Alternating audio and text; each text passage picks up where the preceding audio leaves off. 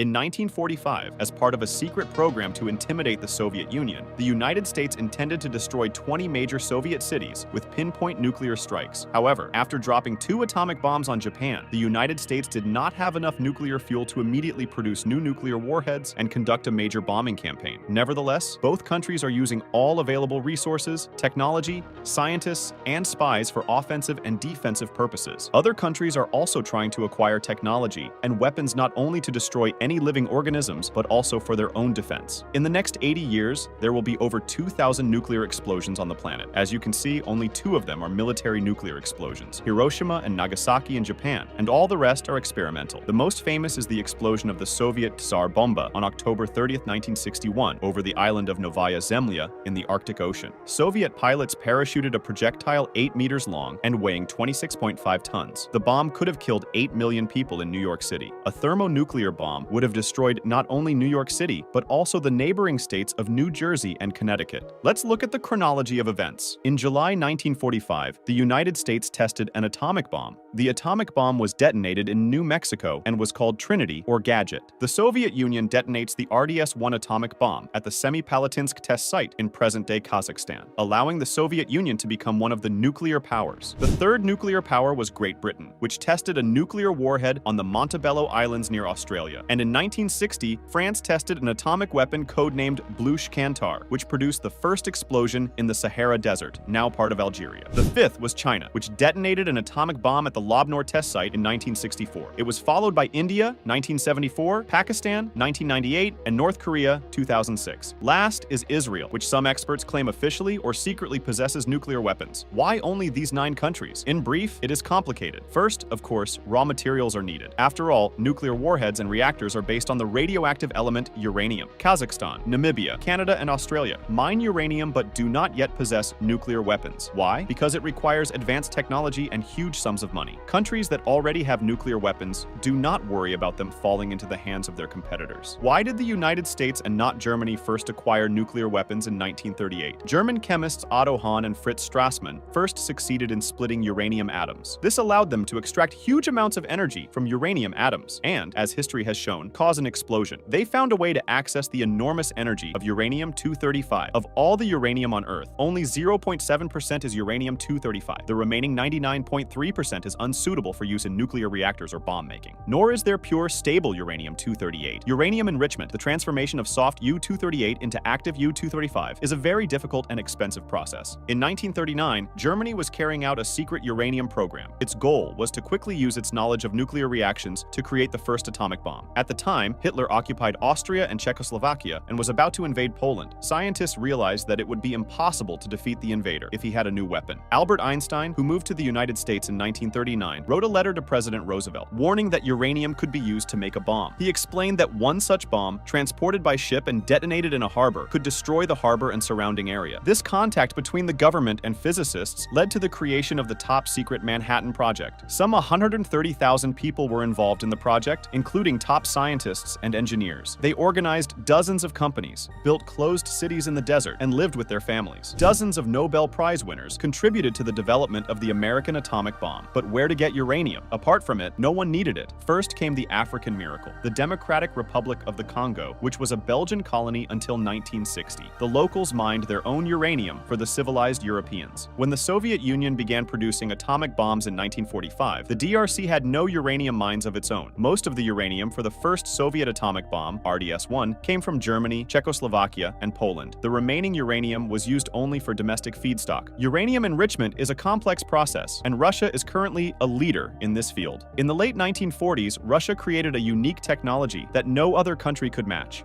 In 2022, the United States purchased enriched uranium from Russia, and Germany and the United Kingdom traded the material. France has also acquired enriched uranium. There are hundreds of nuclear reactors on the world market whose main task is to produce cheap electricity. The quantity and production technology of Russian enriched uranium make it one of the cheapest. Therefore, Russian enriched uranium is an attractive option for countries dependent on nuclear energy. As for nuclear warheads, there is the problem of shelf life due to uranium decay. Strategic nuclear weapons developed during the Cold Cold War need to be updated and modernized. Interestingly, the United States, which once dominated the enriched uranium market, is now dependent on imports. Since the collapse of the Soviet Union, historic deals and agreements have provided Russia with a large share of the global enriched uranium market. US-Russian deals in this area are of strategic importance and could affect the energy supply and defense needs of both countries. After the collapse of the Soviet Union, Ukraine possessed 1,700 nuclear warheads, but was forced to give up its Soviet nuclear arsenal in 1994. Since then, Ukraine has continued to possess delivery vehicles, equipment, its own uranium stockpile, technology, and specialists theoretically capable of building nuclear bombs. However, Ukraine has neither large production facilities nor spare funds to build or maintain existing nuclear bombs. Back in '93, it was written that some of them were no longer secure, suffocating from temperature, and could only be stored in a dangerous state. Turkey and Saudi Arabia are the two countries claiming leadership in the Muslim world. Currently, only Pakistan has nuclear bombs, but Turkey has uranium stockpiles, its own ballistic missiles, and nuclear research centers. For today's Turkey, however, tacitly pursuing a nuclear bomb would be suicidal. Foreign trade accounts for 62% of the Turkish economy. Therefore, international sanctions would only strangle Turkey and its leader Erdogan.